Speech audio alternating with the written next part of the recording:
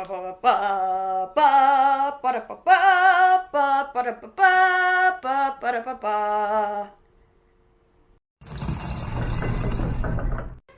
hello humans. My name is Dael Kingsmill, and today I have another story from you. From you? Yeah, come on, tell me a story, humans. What you waiting for? Tell me a story. No, I have a story for you from Norse mythology. Don't mind me, I'm just drinking from a stormtrooper's skull. It's fine, it's no problem. So let's just get scooting right along then, shall we? One morning, Baldr woke up from a restless sleep, having had a dream, a prophetic dream of his own death. He was very distraught about this dream, and he went and he told the other gods at their meeting that day. He said, "Oh, I did not sleep well at all. I had this horrible dream. There were things being thrown at me. I died. It was just not fun, let me tell you. Ugh, nightmares, am I right?" But you see, Baldr was one of the most beloved of all the gods. He was so freaking popular that the other gods, they weren't gonna let this stand. No, especially his mum, Frigg. They all got together and decided that they had to stop Baldr's death from ever happening, ever, in a million years.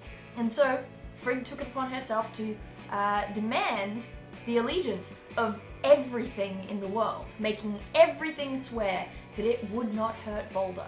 Not even the tiniest little scratch. Not a nick. Nothing. And so when she'd done this, she came back, she told everyone, and they had a huge celebration. How did they celebrate? They decided to have a game where Baldr stood in the middle of a courtyard and they all pegged stuff at him. Like axes, they'd throw them at his head and the axes would fly off to the left. You know, you could shoot at him and the arrows would just bounce around an invisible force field because nothing was game enough to hurt Baldr after swearing an oath to Frigg. Alas, poor Yorick. I knew him, Horatio. That was a really bad delivery. Let me do that again. Alas, poor Yorick. I knew him, Horatio. Chocolate all over your face. Now, while this hootenanny and a half was going on, Loki was being a little sulky brat in the corner, going, how come he gets to be immortal?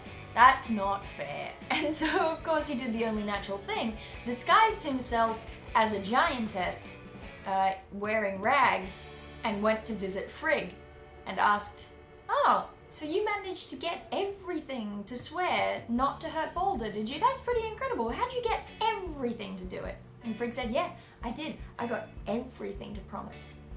Oh, I mean, I guess I didn't ask this one plant, mistletoe. It was too young to do anything anyway. It's like this bendy little sapling. It's not even a problem. But apart from that, yeah, I'm pretty great. And so Giantess Loki ran off to go and get her hands on this mistletoe.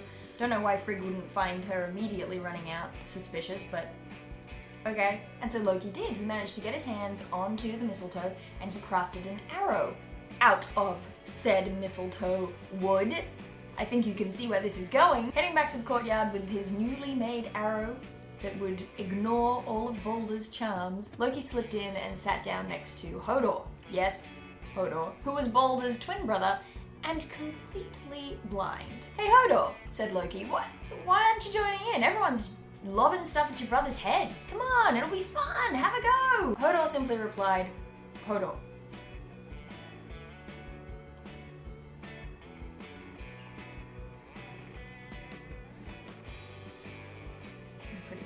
No. Hodor said, for starters, Loki, I'm blind. I don't know where Baldr is standing, so throwing stuff at him, not exactly gonna work out. And for seconds, I don't have anything to throw. Are you seeing the flaws in your plan? Loki was not seeing the flaws in his plan, for this was not his plan! Oh, we all know what his plan was. His plan was to give Hodor the arrow made of mistletoe and a bow to shoot it with, and to point him in the direction of Baldr's head. And now just pull the string back, said Loki, and release. In amongst all the other bits and pieces that were being pegged and chucked at Baldr to no avail, came the arrow made of mistletoe. Zooming by, fast as an arrow tends to do. And it hit its mark exactly. The arrow went straight through Baldr's heart, and the poor man dropped dead instantly. Everyone knew that it was Loki's fault, but they couldn't quite manage to fix the blame on him given that he'd made Hodor do the deed himself. And for now, they all settled for crying and weeping and grieving and preparing the funeral. Finally, after everyone had had a good cry, Hermod the Bold stepped forward and said that he would ride to Hel on Odin's horse Sleipnir, and he would bring back Baldr. And so he went off and did that while the rest of the Aesir were trying to get this funeral pyre thing going. They laid Baldr's body down in the greatest ship they had available, and they gave him all sorts of gifts of magic jewelry. But by the time they'd laden down this already massive ship with all of this wonderful treasure, it was just way too heavy to move. They needed to get this going. They needed to get it out to the open sea so they could set it on fire and have their proper burial thing. But instead, they couldn't get this ship to even budge off the shore. And so Odin sent word to a frost giantess named Hyreken, who was incredibly strong. She came as soon as she could, riding a huge wolf and using a viper as a bridle. Once she'd hopped off, Odin called forward 4 berserks to come and tend to her wolfy steed, but because it was a big, ferocious canine, they were unable to keep a hold on it without killing it. So that's already going downhill a bit. This is turning into a fiasco funeral if ever I saw one. But she didn't seem to mind. She still did her job. She stepped forward and in the very first mighty push managed to get the boat off the shore. Thor was super bitter about this and was about to hit her on the head with his hammer, just bonk her over the head with it. But the others were like, no, dude, no, put Mjolnir down, all right? She's helping us. Crazy guy.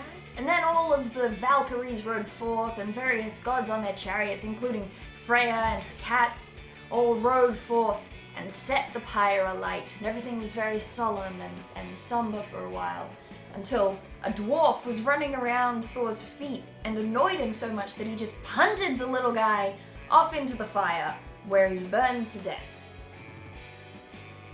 Cut to Hermod in Hel. He found Baldr hanging out in this great hall and stuffing his face with all of the good feasty things. The two of them hung out for a whole night until finally Hermod had audience with Hel herself and told her exactly everything that had happened and how much everybody wept over the loss of Baldr. And could they please have him back, please, because we all really like him a lot. Please. Hel smirked at this bold young godling and said, oh, every single person in the entire world, every single thing in the entire world wept at his passing. Well then, if everything loved him so much, all you need to do in order for me to let him come back to the Aesir with you is you need to get every single thing and person in the world to weep over Baldr's death. Simple, given what you've told me. And Hermod the Bold was not put off by this. It is simple, he said, and he rode off back to spread the word of what they needed to do. Hearing the good news, the Aesir sent out messengers all across the land, far and wide, to tell the world that they needed to weep for Baldr's death. And every single messenger came back beaming, feeling so successful because they had made sure that every single thing wept. Until the messengers encountered an old giantess woman in a cave dressed in rags who refused to weep. It didn't take long for everyone to work out that this was Loki dressed up again, and this time they had had it. This time Loki had made sure that they were never getting Baldr back from Hel, and so they were coming after him. Loki was forced to flee, and he went into hiding in a small cave that stood just above a waterfall right next to the ocean. And he spent his time chuckling to himself about what he'd done and fishing and pretending to be a fish and those sorts of things, until one night he sat in his cave looking into the fire and making a fishing net, when he saw a prophecy in the flames that Odin had finally tracked him down. Quickly, he threw the fishing net into the flames and leapt out of the cave, turning into a salmon halfway down and landing in the water. It was a perfect disguise. They would never find him, never! Except that when all of the gods got there and made out the shape of the ashes in the flames as a fishing net, Thor worked out that Loki had probably turned himself into a fish. All of the Aesir held one end of the net while Thor held the other, and they went dragging it through that stream that went down to the ocean, trying to pick up any salmon they found on the way. But Loki knew that if he got shoved out into the ocean, he was a dead man, a dead fish, because he's not a fish. He doesn't know how to survive in the ocean. The ocean is full of terrifying things. It's a terrible place. And in this universe, it's got Jörmungandr as well. That's like a lot of bad in the ocean. You gotta stay away from there. And so he had no choice. He couldn't let them keep dragging the net through until he was out in the open water. He had to try to leap up over the net, back up the stream. But the gods saw his leap and they started dragging the net from the beginning again. Loki found himself even closer to the ocean this time, having to jump over the net once more. The gods tried for a third and final time to catch their fishy opponent. But this time Thor let the rest of the gods divide up the net amongst themselves, and he waded into the river, desperate to catch Loki with his own bare hands. And so when Loki, desperate to avoid the ocean's waves, leapt over the net for a third time, he was successful until Thor snatched him right out of the air.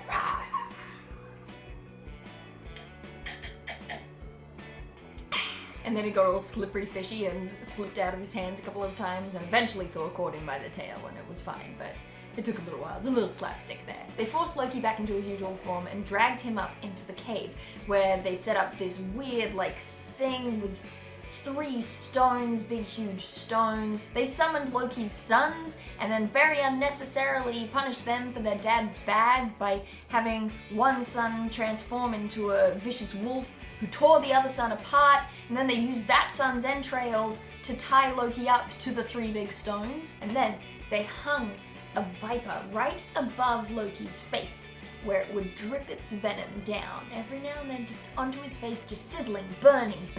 But Loki's generous and loving wife would stand above him holding a basin to catch all of the venom in. Holding a basin to catch the venom in over top of Loki's face so that it wouldn't burn his little eyes. Of course, every now and then the basin would get full and she'd have to step outside to chuck it away.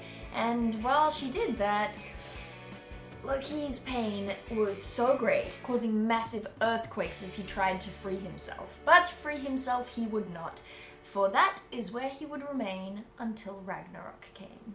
I hope you enjoyed that myth. It's always nice to do a Norse one. If you did enjoy it, then I would really appreciate it if you could hit the like button. It's a nice little thing. It doesn't cost you anything, and it helps out a lot. And of course, you can always share the video on your favorite social media website. My links to social media websites are in the description below. Or you could share it with someone you know in real life who you think might find it interesting. If you're not subscribed to my channel, you may consider doing so. I make videos every week, and every other week is another storytelling video, usually mythology, sometimes fairy tales, that sort of thing. In the meantime, let me know, if you were suddenly to find yourself immortal, what would you do to celebrate? Would you have your friends and family stand around chucking things at your head? I'm interested. I do believe that that's it. I'm done. Email this to your grandma, and I will see you some other time.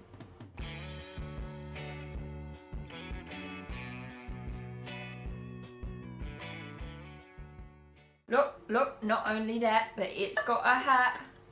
It's got a little hat. Yeah. Ba ba ba ba ba ba ba ba ba. I once entered in a Stedford playing that on the piano. Talk about nerdy. Thank you for the cup, Kiara.